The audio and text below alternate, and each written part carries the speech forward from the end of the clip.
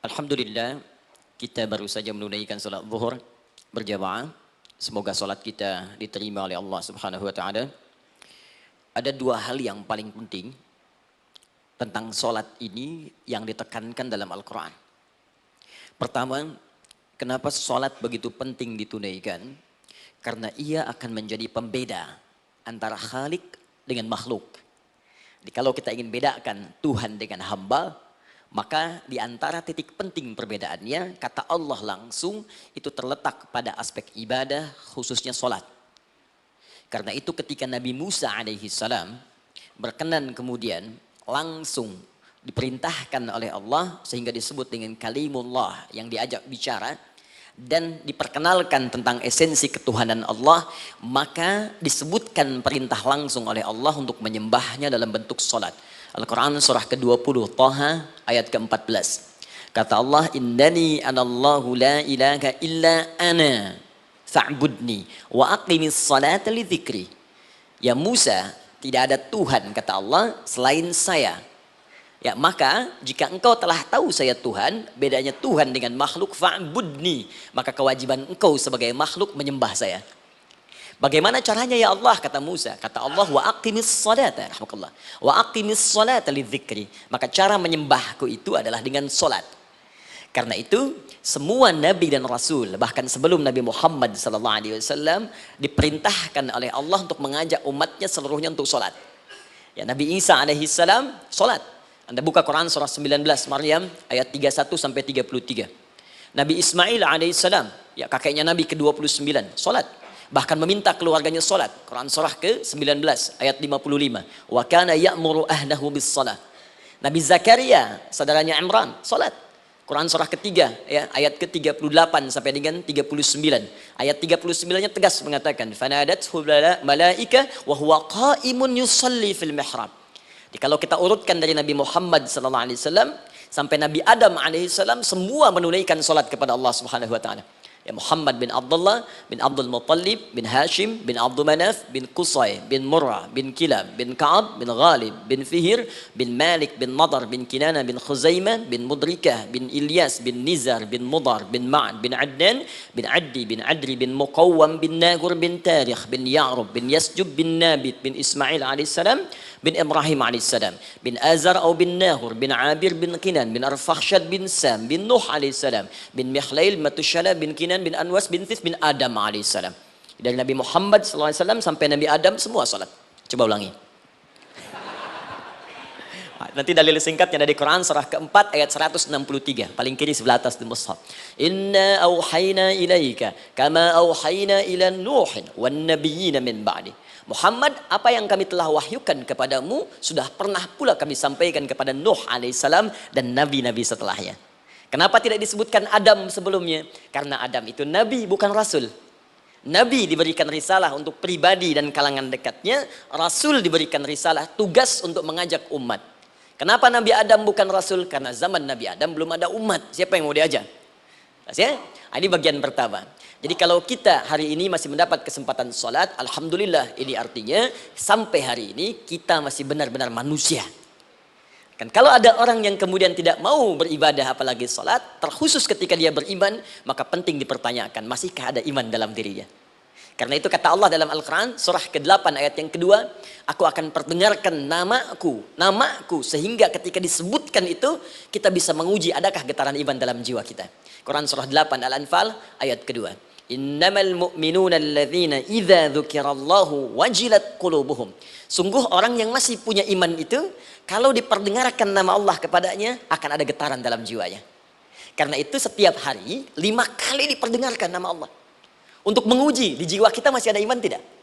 Bahkan dari bangun tidur, bayangkan waktunya dibagi sempurna persis. Dari mulai subuh baru bangun, menjelang ke siang, mau berakhir siang ke sore, sore pindah ke maghrib, hilang kemudian muncul gelap malam. 5 kali persis dibagi waktu. Diperdengarkan untuk menguji, kira-kira setelah subuh siang masih ada nggak iman? Sore masih ada nggak? Ya Allahu Akbar, Allahu Akbar. Karena itu kalau iman masih ada melekat di jiwa kita, demi Allah saya katakan, begitu kita mendengar suara azan, pasti hati kita akan mengatakan, Allahu Akbar, Allahu Akbar. Wih, sudah azannya. Pernah begitu? Ya, walaupun mungkin setelah selesai la ilaha illallah baru azan, belum qomat. Itu normal, gak apa-apa. Yang penting iman masih ada. Nah, ini menunjukkan ada getaran dalam jiwa. Satu itu. Yang kedua, ini yang jarang dimanfaatkan teman-teman. Jadi seringkali sholat dimaknai pada ibadah formal bagian pertama saja.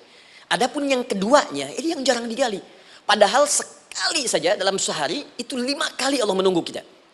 Ternyata sholat itu satu-satunya wasilah ibadah yang disebutkan dalam Al-Quran untuk langsung memohonkan semua kebutuhan yang kita rasakan. Bahkan sebelum kita diminta sholat, itu kalimat pertamanya bukan ibadahnya. Kata Allah, kau punya masalah apa? Sedang butuh apa? Sedang punya problem apa? Buka Quran surah kedua Al-Baqarah ayat ke-45 sampai 46. Paling kanan pertengahan di usad. Wasta'inu bis-sabri was-salah. Perhatikan kalimatnya, indah sekali.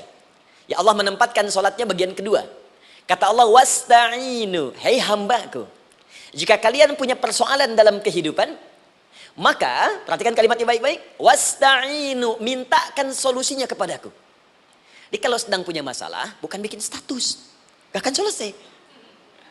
Sedang eksplorasi minyak, gak keluar-keluar, bikin status. Duh, susah sekali yang ngebornya. Gak akan selesai. Jalan macet, bikin status. Jakarta macet, ya gak akan selesai. Ya, apa yang harus dilakukan kata Allah? Jika Anda beriman kepadaku, yakin denganku, maka wasta'inu, punya persoalan minta kepada Allah. Caranya bagaimana? Satu, bis-sabri. Terima dulu masalah itu, jangan dikeluhkan. Kaidah lain muncul, karena mustahil saya akan titipkan persoalan kalau tidak Anda mampu mengatasinya. Kaidah Quran surah kedua ayat 286, kita hafal ayatnya. La yukallifullahu nafsan illa usaha. Perhatikan kaidahnya. Allah tidak mungkin menguji seorang hamba di luar batas kemampuannya. Jadi kalau kita sedang punya ujian di rumah kah, pekerjaan kah, kehidupan sosial kah, sebesar apapun ujian itu kata Allah, memang karena Anda yang sanggup. Kalau nggak sanggup nggak akan diuji. Di ujian itu berbanding lurus dengan kemampuan. Mustahil seorang hamba diuji di luar batas kemampuannya. Jadi kalau Anda sekarang pun sedang punya masalah sebesar apapun, kata Allah, memang cuma kamu yang sanggup, yang lain tidak. Maka jangan mengeluh.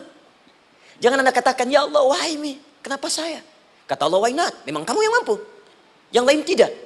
Nah, ketika Anda bisa menerima itu dengan sabar, baru datang kalimat kedua. Wassalah.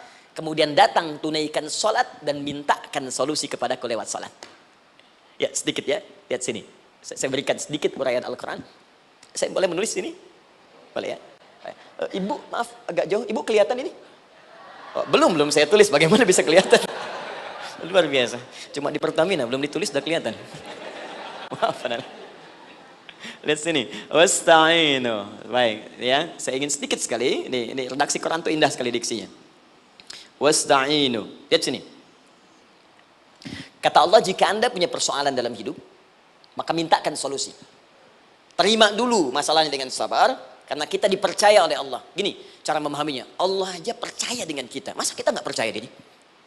Allah yakin dengan kita, kita mampu. Masa kita nggak yakin? Terima dengan sabar, kemudian wassalah, mintakan solusinya lewat salat. Kata perintahnya dibuka dengan kalimat wasta'inu. Kalau kita ingin rubah kata perintah ini, fi'il amr, ingin dirubah ke dalam bentuk permohonan, minta. Maka rubah kalimatnya menjadi nasta'in. Lihat, nasta'in. Baik. Wasta'inu, kata Allah, kalian punya persoalan, ayo minta solusi padaku. Terus kita pengen minta, ya Allah, kami ingin minta. Maka dalam bahasa Arab, kalau kita ingin merubah kalimat ini ke dalam bentuk permintaan, kita katakan nasta'in. Saya tanya pada Anda, pernah nggak dalam sholat kita mengucapkan kalimat nasta'in? Ada? Masih ingat? Baik, apa kalimatnya? Iyyaka na'budu wa iyyaka nasta'in. Perhatikan, iyyaka na'budu wa iyyaka nasta'in. Iyyaka na'budu, iyyaka, ya Allah, Engkau perintahkan aku untuk ibadah. Maka sekarang aku ibadah, sholat. Hanya kepadamu saja. Kan kata Allah, kamu sholat. Terus kita katakan, iyyaka na'budu. Sekarang kami sholat, ya Allah. Nama lain sholat itu ibadah. Kalau kita ibadah, na'budu. Dari mana tahunnya nama lain sholat ibadah? Quran surah ke-20 ayat ke-14. Fa'budni wa aqimis sholata li dzikri. Ibadah kepadaku, caranya sholat. Maka saat sholat kita katakan, iyyaka na'budu. Ya Allah, Engkau perintahkan aku untuk ibadah. Sekarang aku ibadah. Wa iyyaka nasta'in. Dan sekarang aku sedang punya persoalan ya Allah. Aku punya masalah. Aku punya problem. Dan aku yakin hanya Engkau yang pasti akan menyelesaikannya. Ketika Anda mengatakan iyyaka nasta'in, perhatikan hadis qudsinya. Hadisnya qudsi. Ya. Al-Imam Al-Bukhari meriwayatkan, Imam Muslim meriwayatkan, An-Nasa'i meriwayatkan dari sahabat Abu Hurairah radhiyallahu taala anhu. Ada lagi yang dari sahabatnya Anas bin Malik. Perhatikan kalimatnya. Idza qala al-'abdu iyyaka na'budu wa iyyaka nasta'in, jika hambaku dalam salatnya benar membacanya, benar dari awal salatnya sampai dengan kalimat iyyaka na'budu wa iyyaka nasta'in, ya Allah, sekarang aku ibadah kepadamu dan sekarang aku punya persoalan. Aku mohonkan solusinya darimu. Kata Allah, hadza baini wa baina 'abdi. Ini perjanjian antara aku dengan hambaku. Wali 'abdi, hadisnya qudsi. Wali 'abdi, kalau hambaku benar salatnya sampai kalimat ini, masa'alah, apapun yang dia minta sekarang, aku akan kabulkan. Aku akan kabulkan. Pertanyaan saya, berapa di antara kita yang salat sampai detik ini, ribuan kali ruku dan sujud, yang memanfaatkan momentum ini untuk memohon? Siapa di antara kita yang ketika sholat memohon kepada Allah solusi? Jangan-jangan selama ini sholat itu hanya menjadi formalitas saja. Takbir, ruku, sujud, salam, selesai. Takbir, ruku, sujud, salam, selesai. Padahal Allah sudah menunggu hambaku, kamu tuh punya masalah apa? Makanya setiap waktu dibagi 5 supaya hidup kita ringan. Subuh ke zuhur punya masalah, zuhur sholat. Begitu kita mohon, tuntas masalah itu. Zuhur ke asar punya persoalan, asar sholat. Dijawab oleh Allah, tuntas persoalan itu.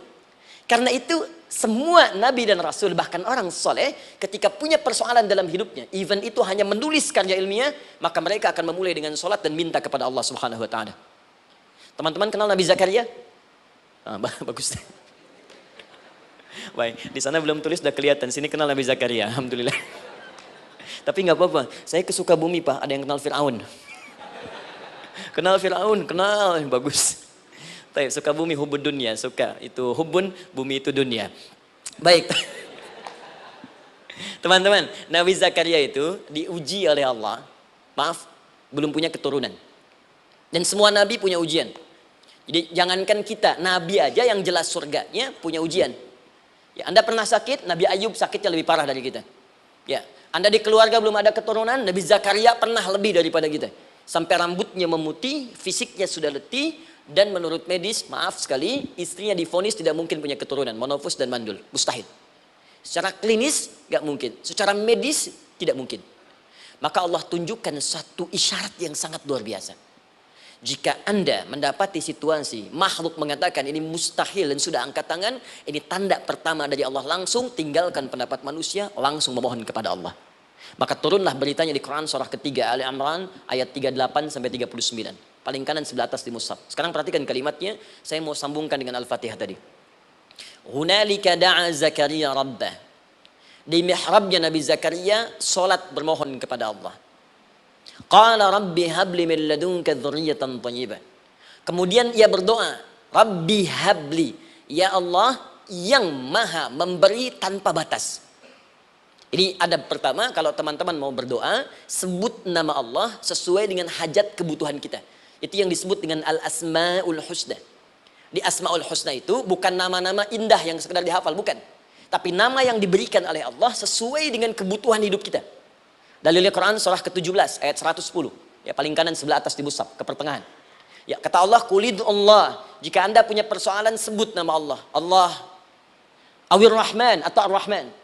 Ayyamma tad'u, tapi kalau Anda ingin spesifik meminta, falahul asma'ul husna. Pilih nama Allah, ia punya nama-nama yang indah sesuai kebutuhan kita. Jadi kalau teman-teman misalnya minta kelancaran rezeki, sebut ya Allah ya Razzaq. Anak mau ujian, ya Allah ya Al-Alim. Di proyek misalnya ada hambatan, ada gangguan, ya Allah ya Al-Jabbar ya Al-Malik. Ingin mudah mengatasi ujian, ya Allah ya Sabar, minta.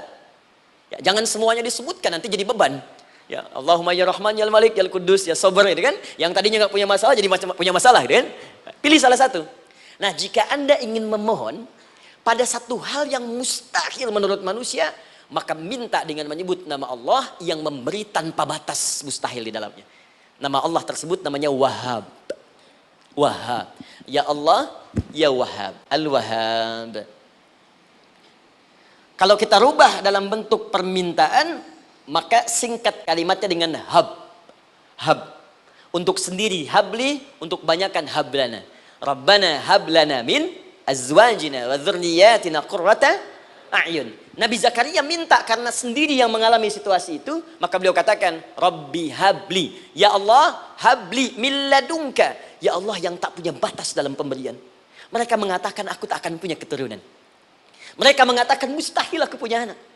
Dan aku yakin kau memberi batas tanpa memberikan pemberian tanpa batas. Aku mohon darimu saja. Darimu saja. Dzurriyyatan thayyibah, keturunan-keturunan terbaik. Innaka sami'ud du'a. Engkau pasti mendengar doa saya. Kalau pada yang maha memohon saja, maha mendengar saja tidak mengabulkan, lantas kepada siapa lagi aku mesti minta? Tapi poinnya bukan itu. Poinnya adalah ini disampaikan oleh Nabi Zakaria dalam keadaan sedang sholat. Mesti berdiri dalam sholatnya. Dalam bahasa Arab berdiri disebut dengan qaimun, qaim, berdiri.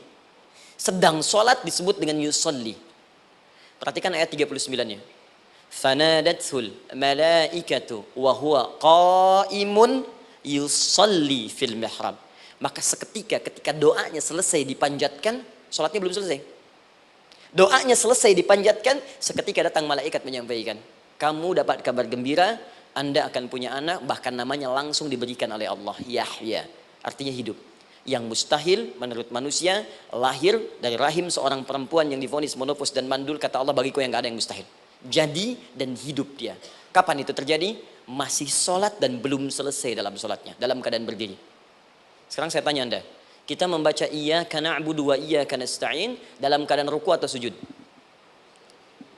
Sujud. Berdiri. Berdiri teman-teman. Betul kan? Dalam keadaan berdiri saat baca Al-Fatihah. Iyyaka na'budu wa iyya. Saat kita mengatakan wa iyyaka nasta'in, Allah balik bertanya, apa yang kamu butuhkan? Nabi Zakaria itu sholat dulu baru minta. Kita umat Nabi Muhammad karena keutamaan nabinya sebelum sholat dah ditunggu. Butuh apa? Mau minta apa? Karena itu saya ingin katakan, ayo manfaatkan momentum sholat ini. Jangan sekedar kita kemudian tunaikan formalitas, tapi kita tidak mendapatkan keuntungannya. Ayo, semuanya. Dari mulai takbir sudah ada doa. Ruku ada doa. Bahkan sujud kita bisa perbanyak dalam bahasa hati kita untuk memohon kepada Allah Subhanahu Wa Taala. Jelas sampai di sini? Baik. Mudah-mudahan insya Allah doa kita dikabulkan oleh Allah Subhanahu Wa Taala. Ini baru mukaddimah, kita belum mulai. Ini pengantar. Tema kita hari ini tentang Al-Quran. Dan mudah-mudahan kita diberikan insya Allah kelancaran untuk bahasan kita. Dan topik ini insya Allah akan memberikan banyak manfaat dari apa yang kita kerjakan dalam keseharian kita. Saya mohon izin untuk melambatkan bacaan karena tadi hanya mengantarkan saja. Teman-teman, kenapa mesti Al-Quran? Apa esensi Al-Quran? Dan kenapa Al-Quran diwahyukan pada Nabi Muhammad SAW? Apakah khusus untuk sekedar dibaca? Atau ada satu nilai yang sangat penting yang justru itu mengandung nilai mukjizat yang paling dalam dari Al-Quran? Yuk kita mulai dengan Al-Quran surah kedua Al-Baqarah ayat ke-38, paling kanan sebelah atas. Disambungkan dengan Quran surah kedua ayat 185, paling kiri pertengahan di mushaf. Quran surah kedua ayat 38 dengan Quran surah kedua ayat 185. Saya mulai dari kisah Nabi Adam, saya pelan-pelan. Nabi Adam saat diciptakan oleh Allah, kemudian diberikan informasi bahwa beliau akan bertugas di bumi, beraktivitas di bumi. Disampaikan di Quran surah kedua ayat 30, paling kiri sebelah atas. Wa idh qala rabbuka lil malaikati inni ja'ilun fil ardi khalifah. Kata Allah, dan pelajari, ingat ketika kami menyampaikan pada para malaikat, kami akan menugaskan satu makhluk, manusia namanya Adam, di bumi tugasnya. Untuk menjalani hidup di bumi. Nah secara singkat, setelah Nabi Adam turun ke bumi, di awal masa bersama Sayyidah Hawa, ya alaihi wassalam, maka ternyata bersamaan dengan turunnya Adam dan Hawa ke bumi itu, mereka berdua dibekali petunjuk. Yang dengan petunjuk itu, ini yang dahsyat. Allah jamin semua aktivitas hidupnya dari mulai yang sederhana sampai yang kompleks, pasti jika diikuti petunjuk ini, dia akan senang menjalaninya dan akan tenang mendapatkan hasilnya. Ya, perhatikan kalimatnya. Quran surah kedua ayat 38. Fokus. Qulna ihbitu minha jami'a. Kata Allah, sekarang tiba saatnya. Adam, Hawa, turun kalian ke bumi. Kalau setan kita tinggalkan aja ya. Ini kita bahas Adam dulu. Turun kalian semua ke bumi. Fa imma ya'tiyannakum minni huda. Maka nanti sejak kalian tiba di bumi itu, aku akan turunkan satu petunjuk disebut dengan hudan namanya. Hudan. Fokus. Faman tabi'a hudaya, maka jika Anda dan keturunanmu mengikuti semua detil di petunjuk ini, fala khaufun 'alaihim wala hum yahzanun, maka aku pastikan engkau dan seluruh keturunanmu akan menjalani hidup di muka bumi dengan tenang dan senang. Fala khauf, khauf itu gelisah, takut. Lawan dari takut apa? Tenang. Lawan dari gelisah, tenang. Kata Allah, jika Anda mengikuti tuntunan hidup yang ini, maka saya jamin semua hidupmu tenang. Walahum yahzanun, dan saya pastikan selama hidup di muka bumi itu kalian tidak akan pernah bersedih. Senang. Lawan sedih itu senang. Jadi ternyata kita itu diminta tugas di bumi itu bukan untuk dipersulit. Jadi kalau ada yang hidup sampai saat ini sedih deh, di rumah tangga sedih, di kantor nggak tenang, pasti di antara poinnya bukan nggak mampu senang, tapi boleh jadi yang hidup ini tidak membaca petunjuk kehidupannya. Anda kerja di perusahaan, teman-teman ada yang di Pertamina, ada yang di yang lain. Kalau Anda nggak ikuti petunjuk, kan pekerjaan tidak akan berlangsung dengan nyaman, kan? Kalau Anda nggak ikuti aturannya, bagaimana bisa mengerjakan petunjuk itu dengan nyaman? Maka apalagi hidup yang kompleks, kata Allah, sejak Adam saya turunkan, sudah ada petunjuk kehidupan. Saya namakan dengan hudan. Anda ikuti petunjuk ini, maka langsung jaminan dari Allah, semua yang Anda jalani dalam hidup, pasti saya jamin senang dan tenang. Petunjuk ini disebut apa? Hudan. Agak cepat. Di setiap masa, Nabi Adam selesai hidupnya, generasi kemudian berkembang, datang lagi Nabi Nuh, sampai ke Nabi Muhammad SAW. Perhatikan baik-baik. Setiap berganti generasi akan turun hudan sesuai dengan kebutuhan masyarakatnya pada saat itu. Baik, Nabi Musa menerima kitab apa namanya? Nabi Musa, Taurat. Taurat disebut hudan dalam Al-Quran. Muncul Nabi Musa, kitabnya disebut Taurat. Perhatikan baik-baik. Tahukah teman-teman ketika Taurat disebutkan dalam Al-Quran? Buka Quran surah ke-17.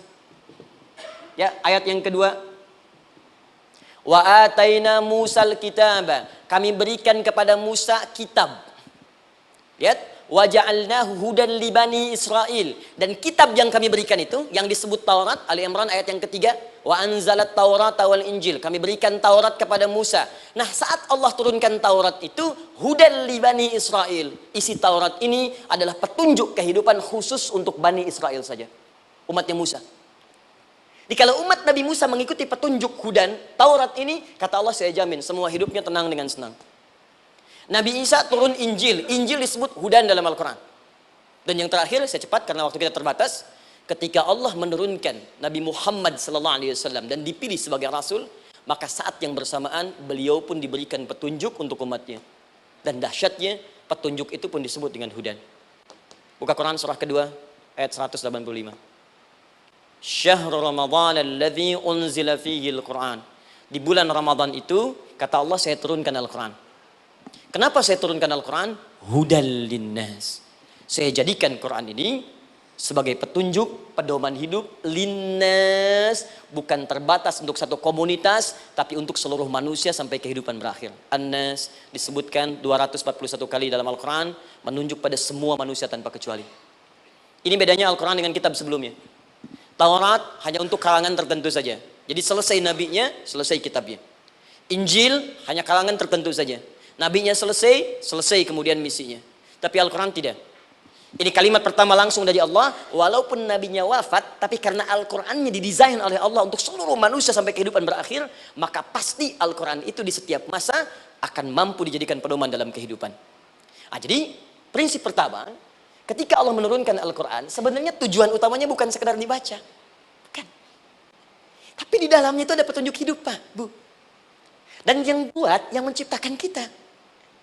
Bukankah Anda kalau ingin memperbaiki sesuatu akan datang kepada penemunya, penciptanya?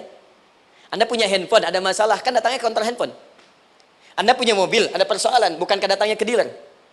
Sekarang kita ingin tahu persoalan hidup kita. Ingin tahu gambaran hidup kita. Ingin tahu misi dan visi hidup kita. Kemana kita kemudian bertanya? Pada pencipta kita. Nah kata Allah, ketika saya utus manusia pertama kali ke bumi, saya sudah turunkan bagaimana cara menjalani kehidupannya. Dan ternyata berita baiknya untuk kita diberikan oleh Allah satu petunjuk utuh, langsung disebutkan isinya disebut dengan Al-Quran. Jadi dari Al-Fatihah sampai dengan An-Nas, dia bukan bacaan biasa. Semua di dalamnya ada petunjuk kehidupan kita dari mulai bahkan dalam kandungan sampai kita wafat kepada Allah Subhanahu wa taala. Kalau diikuti petunjuk ini, langsung turun jaminan dari Allah. Hidup kita pasti akan tenang dan nyaman. Saya bacakan cepat ya. Tapi nggak usah ditulis, nanti kalau teman-teman agak terlambat mengikutinya, Anda buka kembali rekamannya, Anda boleh runtutkan kembali. Saya baca cepat saja, dan ini insya Allah Anda hanya akan temukan dalam Al-Quran. Nanti saya berikan rahasia di akhir sebelum kita akhiri. Yuk. Satu, Anda silahkan bandingkan dengan buku manapun, referensi manapun, Anda hanya akan temukan dalam Al-Quran. Dari sejak sebelum lahir, bagi perempuan yang tengah mengandung, langsung Allah berikan tuntunan bagaimana agar kandungan itu berjalan dengan sehat, nyaman, dan mudah ke persalinan. Quran surah ke-7 ayat 189. Perkembangannya bisa diamati dan dicek kemudian, ya baik ke dokter atau yang lain, nanti perkembangannya disebutkan di Quran surah ke-22 ayat ke-5. Dirinci lagi di Quran surah ke-23 ayat 11 dari 9 sampai dengan 13. Kemudian mulai terlahir, dari lahiran diberi petunjuk oleh Allah. Nih, berikan ASI maksimal 2 tahun. Kalau ingin berhenti sebelum 2 tahun boleh, begini caranya. Quran surah kedua ayat 233. Dari sampai usia 2 tahun menjelang balik, kata Allah berikan 4 pendidikan dini. Ini turunannya disebutkan 1, 2, 3, 4. Jika Anda ajarkan ini, maka anak ini akan tumbuh. 1, dekat dengan Allah. 2, dijamin taat pada orang tuanya. 3, dia akan baik dengan lingkungannya. Dan 4, dia akan bertahan dalam kebaikan sampai dia dewasa. Quran surah ke-31 ayat 13 sampai dengan 19. Usia 7 tahun, ya mulai dia balik misalnya, dia akan mulai belajar. Bagaimana cara belajar yang baik supaya cepat paham, gampang mengerti. Turun Quran surah ke-9 ayat 122. Amalannya di Quran surah 96 ayat yang pertama. Kemudian rinciannya diturunkan di Quran surah kedua ayat 282 di ujung ayatnya. Lalu bagaimana mencari sekolah yang bagus, majlis yang baik, guru-guru yang baik, diturunkan Quran surah ke-58 ayat ke-11. Dicontohkan tentang Maryam dan Nabi Isa alaihissalam di Quran surah ketiga ayat 35 sampai dengan 37. Naik lagi, dia mulai dewasa, ya mulai bergaul, bahkan kadang-kadang merantau, punya tempat komunitas berbeda. Bagaimana supaya dia bergaul tidak terpengaruhi lingkungan yang tidak baik. Maaf ya, kadang-kadang ibu yang sudah mengandung, melahirkan, ayah mencari nafkah, tiba-tiba anak pergi bahkan ke kampus, ke sekolah, dapat teman yang gak bagus, pulang-pulang mengecewakan Anda. Bagaimana menemukan tempat-tempat yang baik untuk bisa menjaga perilaku anak ini? Ditemukan nanti di Quran surah ke-49 ayat ke-13-nya. Dirinci perkembangannya di Quran surah ke-12 Yusuf ayat 2 sampai dengan ayat 29-nya. Sampai ketika dia akan mulai kemudian menikah. Kata Allah, pilih pasangan yang baik dengan ta'aruf, berikan mahar yang sempurna. Quran surah ke-4 ayat ke-4. Kemudian dia mulai menikah. Kata Allah, sebelum menikah, pelajari dulu fikih nikah. Banyak orang yang menikah, tapi karena tidak belajar tentang persoalan rumah tangga, apa yang akan terjadi di rumah tangganya. Detil Pak, Bu. Kata Allah, ini, kalau kamu berbuat begini, akan ada miskomunikasi. Kalau ada miskomunikasi, persoalannya akan begini. Solusinya begini. Maka diturunkan dasarnya di Quran surah ke-30 ayat 21, detilnya di Quran surah ke-4 ayat 34 sampai dengan 35. Paling kiri sebelah atas sampai dengan ke tengahnya. Anda berlanjut, diterangkan oleh Allah, hei, tugas suami saat mulai pertama kali menikah, maka tugas yang pertama siapkan untuk mencari nafkah. Bagaimana caranya ya Allah? Diturunkan oleh Allah. 1, jangan takut kehilangan rezeki. Jangan pernah mencuri, jangan pernah ngambil punya orang, karena punya kamu akan saya berikan sempurna. Kamu ngambil punya orang, maka kamu akan menyulitkan diri sendiri. Itu akan dikembalikan pada yang berhak. Ya, turun Quran surah ke-51 ayat 22. Dirinci, begini cara nyarinya. Quran surah kedua ayat 168. Kalau Anda ingin cepat baru bergerak, rizkinya sudah dapat. Quran surah kedua ayat 172. Ada yang dahsyat, dia belum keluar, rizkinya yang mendatangi dia. Jadi nanti di Al-Quran ada 8 jenis rizki. Di antara yang paling hebat,